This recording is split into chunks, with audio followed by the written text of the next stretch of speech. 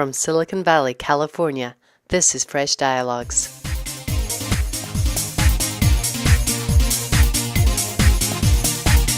Hello and welcome to Fresh Dialogues. I'm Alison Van Diggelen.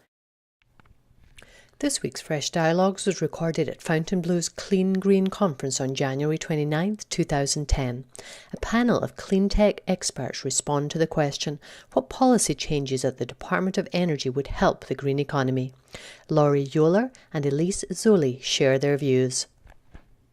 I look at the pricing and being able to incentivize through the market pricing and the fact that we are still subsidizing imported oil without putting the investment in some of these alternative technologies, I think is very problematic. I think, certainly the oil we're importing from our friendly neighbors, one could justify, but I think we should put a tax on imported oil and use it to help pay off some of the defense spending that we are using to protect that the transmission of that oil. And then I think, a lot of people feel that we are probably not this year going to be implementing the carbon cap and trade system, and I think we need to, it's probably not going to be perfect as it first comes out, as we saw in Europe. It took them a while to get it right, but I do think we need to forge ahead with that, because until we have a price on carbon, it's hard for the markets to plan and to have any certainty. So DOE has a fairly limited mission, a huge budget, but a fairly limited mission. They are the research arm of the United States, and I think that what I would like to have them do better is commercialize. They have a very low, across the labs, and with a couple of exceptions, they have a very low commercialization rate. Who's ever tried to pull a technology out of a national lab? Good. Okay, who's had success? Rats. Okay. So I think that there's sort of, if we think of them as, a major budgeted agency with fantastic lab structure, by and large, producing some really innovative technologies, including technologies that have been used by some of the leading companies in the space today, then I think if we leave them there and help them through public-private partnership to take the technology out of the labs, and Matt alluded earlier to a national initiative we're working on. Part of that national initiative is to create a virtual access to all of the labs' technology.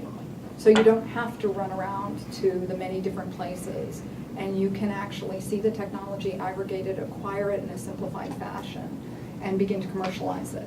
And so I think that there are things that the DOE does well, the R, particularly side of R&D, and we should encourage them to do that and help them to be known for doing that better by getting companies out of the labs. There are things they do terribly, and being a bank is one of them, and I think that that's part of the reason in Congress they proposed that the deployment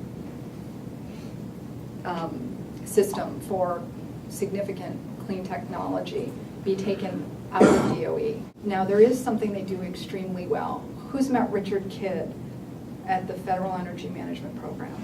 Okay, he will not know you exist unless you call him, and he's going to kill me for saying this.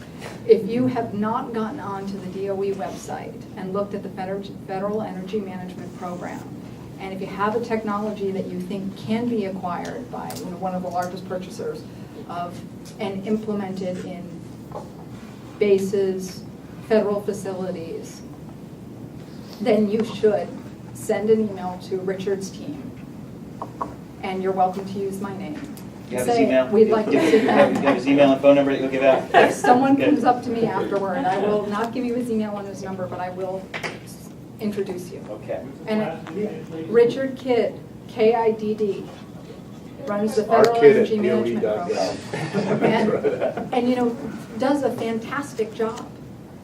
But it's very hard, if nobody raises their hands in the room and no one's ever tried, then it's really hard for the federal government to know that you exist. And so I think there is a sense in which we have to reach out to them as well. Thank you for listening to Fresh Dialogues. This is Alison Van Diggelen.